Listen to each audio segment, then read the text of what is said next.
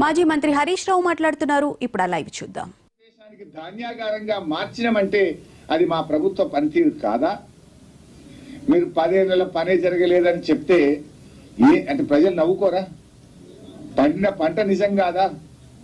ధాన్యం రాష్ట్ర ప్రభుత్వం కొన్నది నిజం కాదా? ఇది దాచేస్తే దాగే సత్యమా?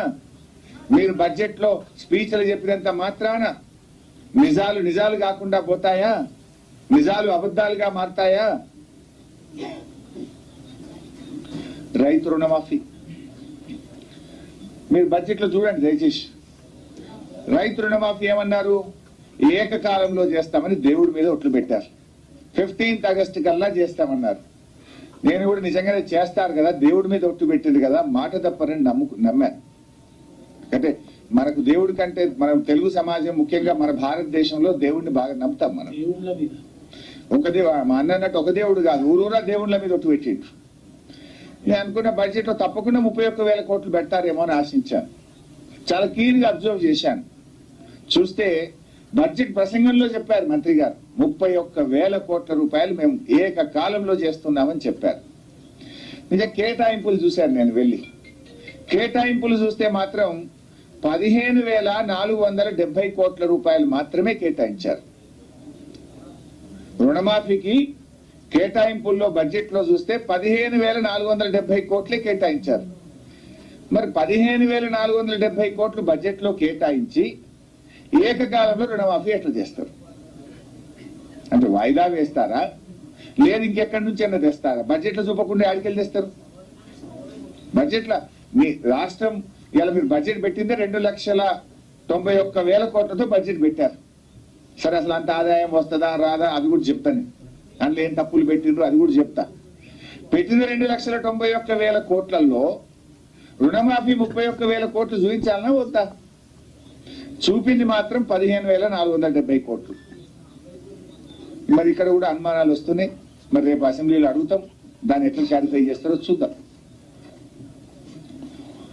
రైతు బంధు స్థానంలో రైతు భరోసా అన్నారు. సరే దానికి ఇంకేదో విధి విధానాలు అంటున్నారు. మరి అది ఎప్పుడు చేస్తారు, ఎంత కోతలు పెట్టరు? వీళ్ళు చూస్తుంటే కోతలు పెట్టడానికి ఇదంతా ఒక నాటకాలు ఆడుతున్నారు. సరే దాని మీద కూడా రేపు తప్పకుండా అసెంబ్లీలో గట్టిగా అడిగి అర్హులైన రైతులకు అందరికీ వచ్చేటట్టుగా బీఆర్ఎస్ పార్టీ ప్రయత్నం చేస్తుంది. మైనారిటీలకు 4,000 కోట్లు బడ్జెట్ లో పెట్టామన్నారు. వాళ్ళ మేనిఫెస్టోలో చెప్పారు.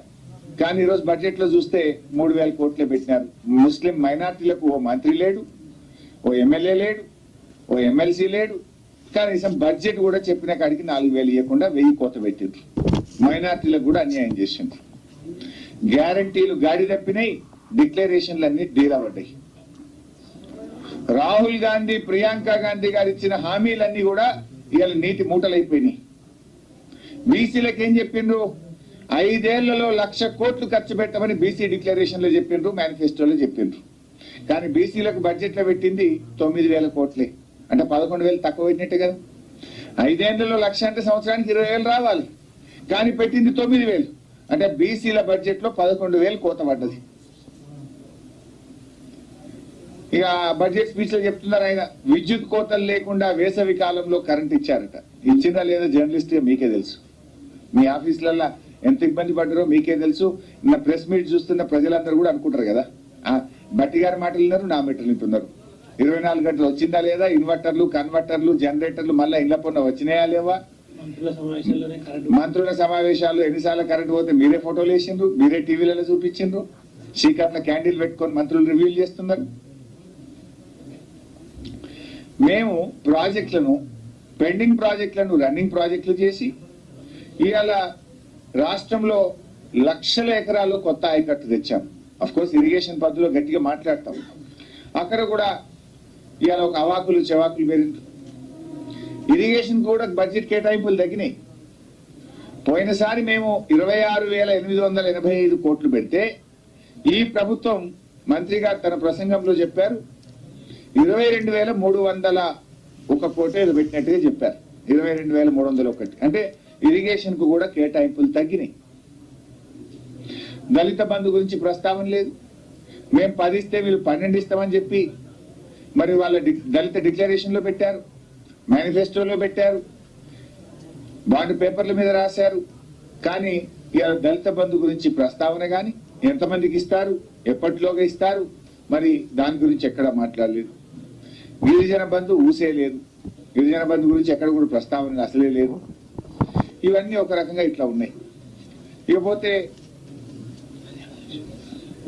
కళ్యాణ లక్ష్మి, తులం బంగారం ఇవన్నీ లోపల చెప్పుదామన్నా. ఇక కొంచెం ఇలా ఓన్లీ కొన్ని పాయింట్స్ వరకే చెప్పుదాం. ఇకపోతే ఆసరా పెన్షన్లో ఇందాక నేను చెప్పిన 7,437 కోట్లు పోయినసారి పెడితే ఈసారి 7,376 కోట్లు పెట్టింది. అంటే కొంచెం తక్కువ చేశారు బడ్జెట్ ఎస్టిమేట్. 7,437 లాస్ట్ టైం ఉంటే ఈసారి 7,376, అంటే పోయినసారి కంటే తగ్గింది. అంటే ఇప్పుడు ఈ ఏడాది కొత్త పింఛన్ ఇయ్యరు, భర్త చనిపోయిన పింఛన్ ఇయ్యరు, ఇంటికి 2 ఇయ్యరు, 4,000 ఇయ్యరు, అన్ని ఉత్తాయి అన్నట్టు కదా. ఇంకేమైనా కమ్మి పెట్టుడే తప్ప ఇచ్చులేదు. ఇక పోయినసారి 7,437 ఉంటే ఈసారి 7,376 చేసిండు. అఫ్ కోర్స్ ఎస్సీ కాంపోనెంట్ వేరే ఉంటుంది, అది ఇది కలిపినా పోయినసారి కంటే తక్కువనే ఉంటుంది. అంటే కొత్త పెన్షన్లకు మంగళం పాడిండ్రు, 4,000 ఇస్తామని చెప్పి మోసం చేసిండ్రు. ఇకపోతే ప్రభుత్వ ఉద్యోగులు, బడ్జెట్ లో ఉద్యోగుల కేటాయింపులు ఏం పెరగలే. పెన్షన్లు, జీతాల విషయంలో 3 పాయింట్స్ ఉన్నాయి, ఇక్కడ 4 పాయింట్స్. నార్మల్ గానే ఎంప్లాయీస్ కు 5 to 10% పెరుగుతుంది. ఈ ప్రభుత్వం 5 DL బాకీ పడ్డది, 5 DL బాకీ పడ్డది. ఈ 5 DL ఇస్తే కనీసం 8,000 కోట్లు అదనంగా కావాలి, 8 నుంచి 10,000 కోట్లు అదనంగా కావాలి. దానికి ప్రొవిజన్ లేదు. పిఆర్సీ పెండింగ్ ఉంది కదా, ఆల్రెడీ మొన్ననే చేసేది ఉండే, ఎక్స్టెండ్ చేసిన, మీరు అక్టోబర్కు ఎక్స్టెండ్ చేసినారు. అక్టోబర్లో పిఆర్సీ నివేదిక వస్తే ఎంత లేదన్నో 25-30% పెంచాలి కదా. మీరంతా కేసీఆర్ లెక్క ఎట్లా పెంచారు? మీరు కేసీఆర్ గారు 73% పెంచాడు, 2 పిఆర్సీల్లో 73% పెంచాడు. ఎంత లేదన్నా 30% అనే పెంచాలి కదా. తక్కువ. మరి కేసీఆర్ కంటే ఎక్కువ వేస్తే ఇంకా మంచిది, వి వెల్కమ్, పెంచాలనే కోరుకుంటాం. మరి ఆ పిఆర్సీ ప్రస్తావన గాని దాని కేటాయింపులు బడ్జెట్ లో లేవు. మూడవది 2 లక్షల ఉద్యోగాలు మొదటి సంవత్సరమే ఇస్తామన్నారు కదా, మరి దానికి కొత్త ఉద్యోగులు వస్తే వాళ్ళ జీతాలకు తగ్గ బడ్జెట్ పెంచాలన్నా వద్దా? దీన్ని బట్టి ఏమర్థమవుతుంది? 5 DL గురించి ప్రస్తావన లేదంటే ఇచ్చేటట్లేదు, ఎగబెట్టేట్టున్నారు. పిఆర్సీ కోసం పెరిగే దానికి అనుగుణంగా నిధుల కేటాయింపు పెరగలేదు అంటే పిఆర్సీని కోల్డ్ స్టోరేజ్ లో పెడతారా అని అనుమానం కలుగుతున్నది. మూడవది 2 లక్షల ఉద్యోగాలు ఇస్తే 2 లక్షల మందికి బడ్జెట్ లో కేటాయింపు ఉండాలి కదా, ₹1 కూడా పెంచలే. అంటే దీన్ని బట్టి 2 లక్షల ఉద్యోగాలు కూడా నిజంగానే ఇస్తారా, ఇయ్యరా? 8 నెలలు అయితే అయ్యేపోయింది, ఉన్నది 4 నెలలు. దానికి అనుగుణంగా కూడా కొత్త ఉద్యోగస్తులకు అవసరమైన బడ్జెట్ కేటాయింపులు బడ్జెట్ లో లేవు.